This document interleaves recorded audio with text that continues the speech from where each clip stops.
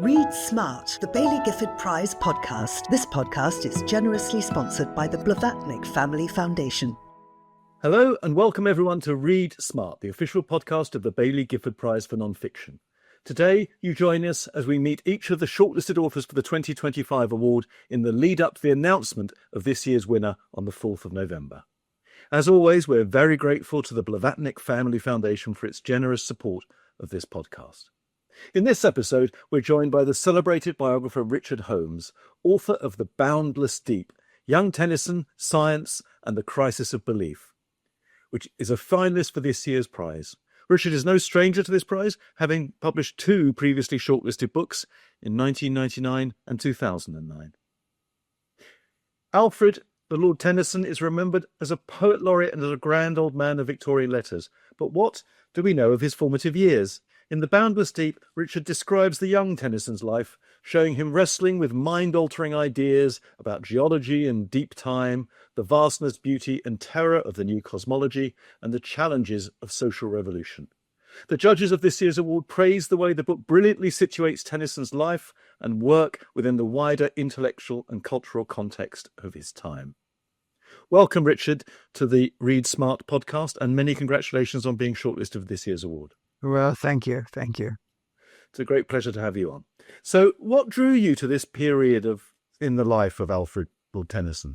Well, I've been haunted for a long time by a famous Julia Margaret Cameron photograph of Tennyson with a mighty beard. And the first thing I wanted to do was write the story of Tennyson before the beard arrived, which in ways like Victorian patterns come in over him. So I wanted to go right back to the beginning and also to trace his connections to the earlier romantic poets. Coleridge was still alive when Tennyson was first writing. So I thought that was a link I wanted to look into. And then I felt that there's some failure of justice in Tennyson's reputation, in that he's seen simply as a lyric poet, whereas to me, he was importantly a poet of contemporary scientific ideas of his age. So I wanted to go back to that young man who's exploring and reading about the new astronomy, the new geology, and in an extraordinary way, putting it into his poems. What kind of family did he grow up in? What was his home life like? Yes, his home life was very extraordinary. So he grew up in Lincolnshire, in a little village called Somersby, which is very near the sea, and the North Sea, which is very distinguished. The British North Sea is a particular kind of fierce and dangerous sea, I think. And that knowledge of the sea was very important to him as a young man, and he used to walk a lot on the coast there, and those great beaches with the dunes and the sea stretching away. And that's his sort of earliest poetry begins to pick that up. The family itself, there were 11 children. His father was the rector, the vicar, a learned man, a Cambridge man, but also an alcoholic, which had a devastating effect on the whole family. And Tennyson really, he was self-taught to some degree, although he was finally sent to Cambridge, which was a great relief to him. He escaped. And there were two elder brothers who also went to Cambridge. So I wanted to recreate the conditions of that extraordinary Somersby rectory house. He had rooms right at the back in the attic. And then he grew up, he wandered in the countryside, and there was a churchyard and a cemetery in there. He describes in sort of certain times when his father was causing chaos, of going round the churchyard and shouting out his poetry and lying down on top of the graves. Fairly melodramatic, but very expressive, I think. He used to go riding, and there was a coachman who taught him to smoke. There's various little likely details. And also he first used a microscope there, and also telescope, which actually his father gave him. So there was a sense of the scientific world as a child, Amazing sort of in his notebooks.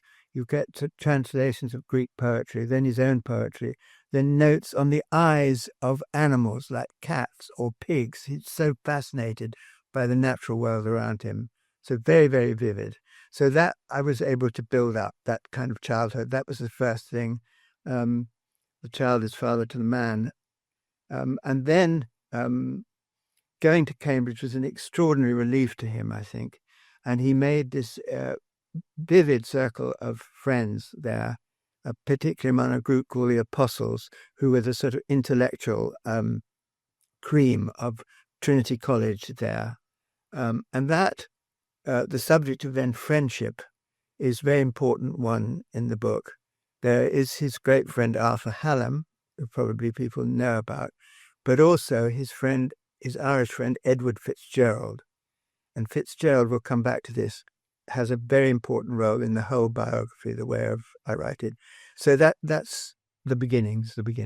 He cut a rather glamorous figure, didn't he, as a young man? He did. I mean, for a biographer, this is the first age when photographs suddenly become absolutely vivid and vital, and they're wonderful photographs of the whole circle of them. And in fact, Tennyson, I don't know how people would imagine him, but actually he was a big, well over 6 foot, with a wonderful head of hair and great physical presence, and this rather deep Lincolnshire voice, which he kept all his life, which made his reciting of poetry, which did very, very distinct. The only equivalent I can think of that I knew, and anybody who heard him now, would be Ted Hughes, the poet Ted Hughes, who of course had a Yorkshire accent. Am I right to think, just sorry as an aside, that we can hear Tennyson's voice, can't we, on the internet? Isn't there a recording of him reading The Charge of the Light Brigade as a very old man? There is half a league, half a league, half a league onwards into the valley of death, road to 600. Yes, you can get it on YouTube. And the Americans sent a special recording team over when he lived in the Isle of Wight. And he recorded, the Charge of the Light Brigade, and also Come Into the Garden Maud. Incredible contrast. And the thing about it is, in fact, the old machinery, what comes out is a very rhythmic, but a voice like a fly in a jam jar, really. But there are certain details. One of them, if you listen very carefully, when he's doing half a league, there's this thump, thump, thump. And I imagine as he was recording it, he himself beat time, actually. Anyway, that's a little thing. So photography and the voice coming back, and Tennyson's physical presence. A wonderful moment when he was getting slightly more peaceful time back at Somersby. He used to have the Cambridge friends back, and they had wonderful picnics, and they read and played games. And in the middle of one of these picnics on the lawn, the family donkey walked across the lawn and endangered, and Tennyson simply picked the donkey up and carried it off the lawn around the house. That just gives you some idea of the solidity of his physical presence. One other detail, he used specs, and there's not a single photograph in which you can see his spectacles. So that tells us something about him. Is he the first of your biographical subjects for whom there exists photographic documentary evidence of his young wife, at least? Yes, that's right. Thomas De Quincey in old age was photographed, but there are no photographs of Coleridge or, alas, of Shelley, or indeed of Wordsworth, who would have been terrifying in a photograph, I think absolutely wonderful, on top of some hill in Helvellyn. So no, this is the first generation, and it's very distinctive. It brings us much closer to them in a quite extraordinary way. So the family, they were saturnine by temperament, weren't they? I mean, they were prone to depression. Yes, the black blood of the Tennysons, a phrase that Tennyson often quoted, rather proudly, I think. Yes, they were, and actually, honestly, the brothers, one was in a lunatic asylum from the age of about 15, I think. The other, Septimus, like his dad, was an alcoholic. And so it goes down. Funny enough, the daughters, 4 daughters, did rather better, actually. One of whom, of course, Emily Tennyson, his younger sister, was in love, indeed engaged to Arthur Hallam, the great Cambridge friend. So there's a very important emotional triangle in the early part of his life between Tennyson and his great friend Hallam and the sister Emily. Let's go back to Hallam. I mean, tell us a little bit more about the role that Hallam played in his life in those years. Well, Hallam was a sort of a golden boy at Trinity, but came from a completely different background. His father was a distinguished historian, a member, I think, of the Royal Society, or certainly the Society of Historians, and had quite a social position in London. And Hallam, of course, had been to Eton. And so it was a completely different background from the Lincolnshire Tennysons. But they struck up almost immediately a friendship. I seem to have discovered, this sounds so unlikely, but it's true, that there was a balloon flight taking off from Cambridge, a special gas balloon flight. And Hallam and Tennyson both went to watch it. And a great friend of theirs went up in the basket and wrote a sort of poem, Know It, which still exists. And Tennyson subsequently wrote a wonderful poem imagining being in the basket and looking down at all the faces. And then, being Tennyson, he compares it to the poet with his audience below listening up, looking up. And I think that may have been the first moment where it was rather excitement and amusement that Tennyson and Arthur Hallam met. And then it was a great friendship, one of those sort of passionate student friendships. They travelled abroad. As I say, Hallam fell in love with the younger sister, and I think they were going to, when Hallam married Emily, they had plans to live abroad and so on. So it was a tremendous friendship, both writing. Hallam really immediately saw the value of Tennyson's poetry and wrote some very good essays about them. So it was set fair. And then Hallam was abroad in Vienna with his father and suddenly died, some form of heart attack. He was 22.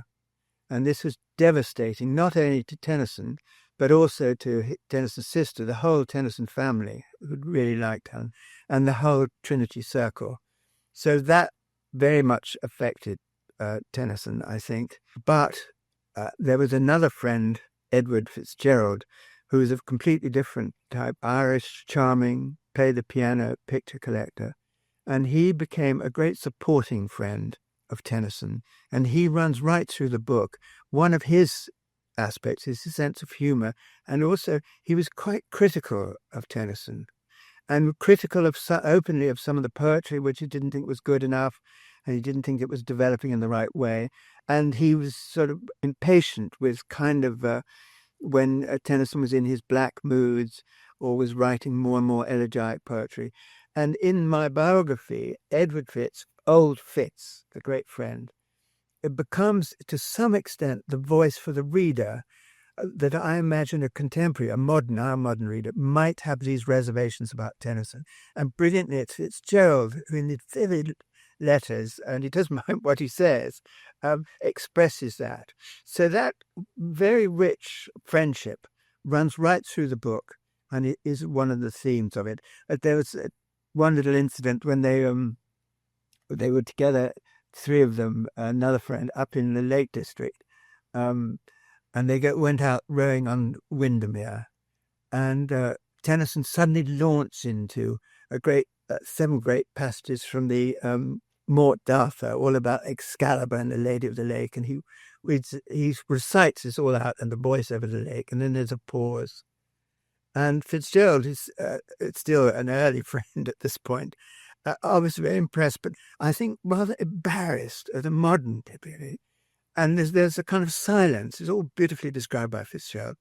And then Tennyson suddenly says, "Not bad that, eh, Fitz?" And of course, there's laughter, and that's a little how that friendship worked, with a great play of self-criticism and humour. Was Tennyson thin-skinned? Was he open to challenge and criticism? Yes, from Fitz he would take it. He got terribly depressed, which poet doesn't, when he got bad reviews, which in the early part of his life he did, but we haven't even got to In Memoriam, which is 1850, which in a sense is the end of the book. And then he has astonishing views.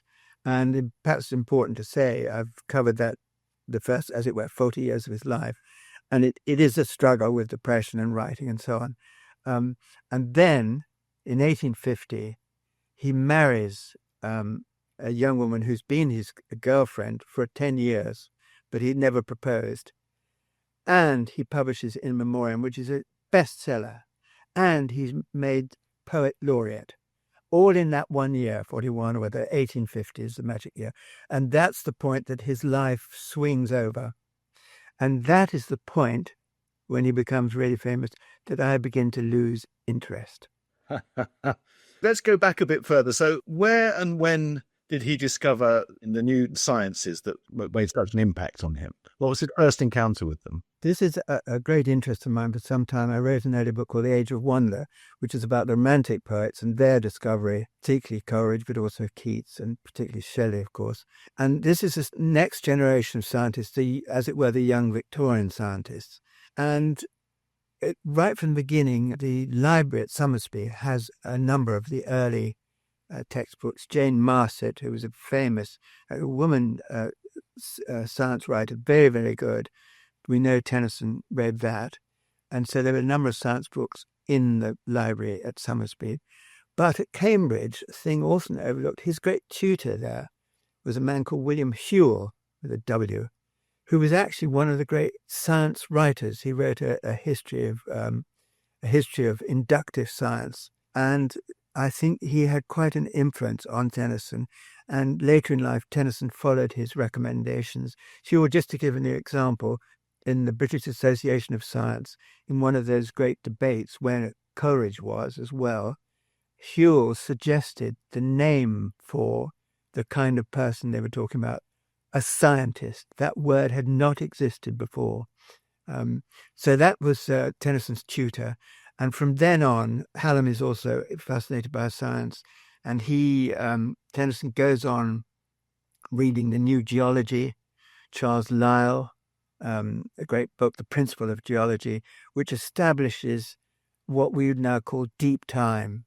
They are of entirely different magnitudes of time read through the reading of rocks.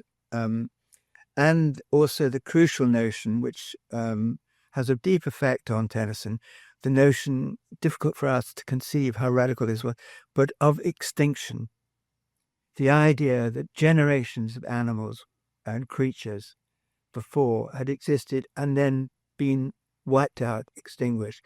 And the old traditional biblical form couldn't conceive of God's destroying his own creation, whereas the new view, the evolutionary view of nature, of course absorbed this and gave an entirely different perspective. Did the new sciences arrive in a mind that was already quite religious? He wasn't particularly devout, Tennyson, was he?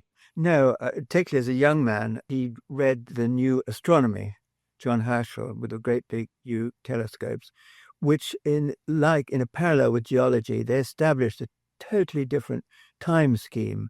Herschel described the galaxies as island universes at distance inconceivable through the old biblical system. And Tennyson was fascinated by that as well. And it goes into the poetry. We come on to In Memoriam, but it goes into a lot. There's a very early poem I should have mentioned called The Kraken, which is a 15-line sonnet. The Kraken plays quite a good role in your book, doesn't it? The Kraken is there on the second page, I think. It's extraordinary. It's a poem that Tennyson wrote at Cambridge, probably in his first year there. And it describes this undersea monster, which may or may not exist scientifically, but he looks into that question. And the way it dwells under the sea for ages and finally comes up and bursts open, and with what effect we don't know. I probably haven't got time to read the Kraken, but I suggest that really this is one of the controlling images of the whole book, this idea of monstrous ideas, which could include evolution or could include democracy or could bursting their way into Victorian society, and Tennyson being absolutely fascinated by that. And he gets into his great poem In Memoriam. These big discoveries and rapid discoveries in biological and cosmological science, but they're also terrifying to these young, curious people, weren't they? I mean, what sort of existential or metaphysical crises did they induce in Tennyson? Is that the Boundless Deep of the book's title? Boundless Deep, yes, that comes from that wonderful, actually it's a late poem called Crossing the Bar. Such a tide as moving seems asleep, too full for sound and foam, when that which drew from out the boundless deep turns again home. It's a wonderful image. It's a longer poem, but it's the idea of the human spirit as it develops through life, and then it's coming back to where it began, wherever that was. Yes, there is. Tennyson reflects the profoundly religious spirit of that early Victorian period, but as a young man, he's quite skeptical, and he writes a lot of poems about dealing with this. There's a wonderful, quite a long poem called "The Two Voices," and it is literally two voices discussing all night there inside his own head about the nature of belief, and can we believe in a God anymore, or do we have to accept the evolutionary universe? And they argue all night. And the question is, will he in fact commit suicide because he cannot accept these ideas? So that's one version. I ought to say of evolution, important to establish Darwin's book, which we all usually regard as the moment evolutionary theory arrives, was published in 1859. So after In Memoriam. He'd sat on it for quite a long time, hadn't he? He sat on it. He was terrified. He published an early version in 1844, and also he applied a lot of it in his Beagle Journal, which I think Tennyson had read. But more important here, there was an extraordinary book called The Vestiges of Creation. This is by a Scottish science journalist called Robert Chambers. Tennyson absolutely fell upon this, and it suggested evolutionary theory through the whole of the universe, through stars and then through animal life and so on. This is before Darwin, and that book created a sensation. I mean, even Queen Victoria remarked upon it, Disraeli remarked upon it, and it popularized the notion of evolution and gave it a sort of trial run, really. And it was very influential in a lot of the poems which go into In Memoriam, about which I must clarify in a moment. So that was, yes, a religious sensibility and a modern scientific sensibility in great tension and conflict. And part of Tennyson's major importance as a poet is that he actually expresses that tension. He wants to believe but can't believe religiously anymore. He wants to believe in the science, but it's very, very challenging. And that which I describe as a sort of argument of tension, almost a dream that affects the whole of his generation, really. But Tennyson manages to get it into poetry in a quite extraordinary way. What are the challenges of understanding Tennyson's imagination at this time? Because you write beautifully about the crisis of faith engendered by these new sciences, and you take that crisis very seriously. But how do you find a way into what it felt like to encounter these ideas as if for the first time? You're right. I mean, it's partly what biography tries to do, is to take us back into what we now call the mindset of the 1830s and 1840s. Here's Tennyson expressing the contradictions between a religious and scientific sensibility. Who trusted God was love indeed, and love creation's final law, though nature, red in tooth and claw with ravine, shrieked against his creed. Who loved, who suffered countless ills, who battled for the true, the just, be blown about the desert dust, or sealed within the iron hills. No more? A monster then, a dream, a discord, dragons of the prime that tear each other in their slime, were mellow music matched with him. That's Tennyson trying to express the different. There's, of course, dinosaurs there, the dragons of the slime. Is God's lovely loving creation? Is that what we're living? Or are we living in this nature, famously red in tooth and claw? I say at some point, first of all, I compare this, the alarm produced by this with the alarm that we now have rightly about climate change, that we realize what this is. And it's very difficult for some people to accept it. And it's that entire shift of sensibility. And I say in the poem, nature, red in tooth and claw, that one easy phrase now, but it's very powerful to contemporary. But now, maybe it's not nature, maybe it's man who's red in tooth and claw as far as nature is concerned. So things turn around. But again, it's something that Tennyson has put it marvelously into poetry. Richard, you've mentioned In Memoriam a couple of times. Tell us a bit about the impact of the publication of that volume of poetry. One of the readings I make of In Memoriam, having started out as a collection of elegiac poems about Arthur Hallam, gradually, and it's 131 poems in all, as it moves on, the theme, the elegy, is really for the loss of religious faith or confidence and the arrival of the new science. And the poem gradually shifts over into that. So let's put it this way, it starts with an individual extinction, which is the death of Arthur Hallam. And it then goes on to gradually to the whole idea of extinction in the natural universe and what this means in terms of evolution and so on. That's one of the phases it has. It also actually ends in a celebration of a marriage which tries to complete that circuit, marriage of his sister, not with Arthur Hallam, of course.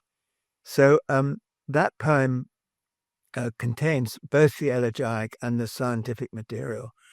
And it bursts upon the world. It's exactly what the readership had been waiting for, I think. And it was very widely reviewed and sold, I can't remember exactly, but within a few months, it sold something like 50,000 copies, which is before only Byron had achieved this. And suddenly Tennyson was rocketed to stardom, they say. And of course, that changed his whole life. And he became a celebrity.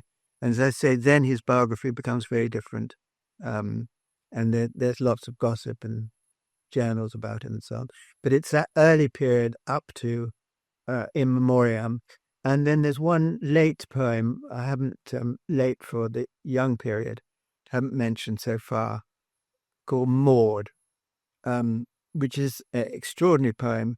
And I think inspired by, we were talking about how difficult the kind of the black blood of the Tennysons was for the brothers. And Tennyson moves down from Somersby to Epping, where there's a form of lunatic asylum where his brother Septimus was put in as a patient. And Tennyson becomes very interested in this, I think, and makes quite friends with the doctor there, Dr. Allen. And also, incidentally, John Clare, the poet, was in this same asylum. Whether they met or not is interesting. We're not quite sure, but the poetry has certain parallels. But that idea of a kind of modern scientific view of what that madness and sanity could be about also fascinates Tennyson. And in this late poem called Maud, which is indeed the same as Come Into the Garden, Maud, which in this context means something quite different. He writes, his narrator is some kind of madman, a maniac. And the poetry is quite extraordinary in that it's sort of broken. It does rhyme, but it's different voices. And it suddenly struck me, the parallel, I'll see if I can find this for you, is with T.S. Eliot's The Wasteland. It's the same kind of poem, broken and anxious. I don't know if I can find, here's a passage. The maniac, there's a great image which relates to the Kraken of being buried underneath the earth, but buried alive. There's a story by Edgar Allan Poe called the premature burial which Tennyson read. And the imagery of burial runs right through this extraordinary later poem. There's a little passage, and you'll see, I think, why there's parallels with The Wasteland. Dead, long dead, long dead, and my heart is a handful of dust, and the wheels go over my head, and my bones are shaken with pain, for into a shallow grave they are thrust, only a yard beneath the street, and the hooves of the horses beat, beat, beat. A tiny fragment over it. There's the voice of Maynard who believes he's been buried. And the whole Maud is broken up into fragments of this kind. So I look into that, and although it's not published until 1855, I believe a lot of it was inspired by this Epping period, the asylum at Epping Forest. Just out of interest, did Eliot ever cite Tennyson as an influence? Eliot was fascinated by Tennyson and wrote a brilliant essay. One of the things he says about In Memoriam, I'll have to sort of paraphrase it roughly. He says In Memoriam is not distinguished by its religious qualities, but is outstanding for its doubt. It's a poem about doubt, and indeed it is. And of course, modern scientists would often say now, the great thing about modern science is that it doubts things. It won't accept fixed dogmas. It questions everything. It doubts. And that's, in some ways, it distinguishes it certainly from fundamental religion, that kind of thing. So In Memoriam is a poem of doubts and of scientific skepticism, as well as the pull of the old religious belief. And as I said before, it's that tension between the two that is wonderfully caught. And it's still there in Maud. And after that, it's the Charge of the Light Brigade. What archives are available to you for Tennyson's early life? There's a huge one at Trinity College. And there's another at Harvard, and the main one is at Lincoln, the Tennyson Research Center.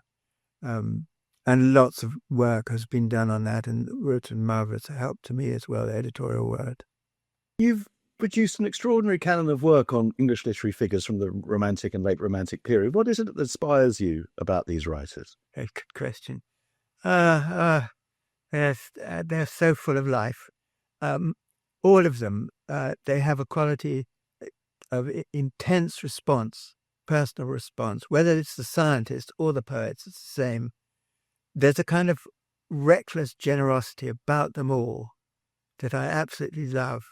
And of course, then they write not just the poetry, but the diaries and the journals are absolutely rich. A lot of them traveled. Coleridge,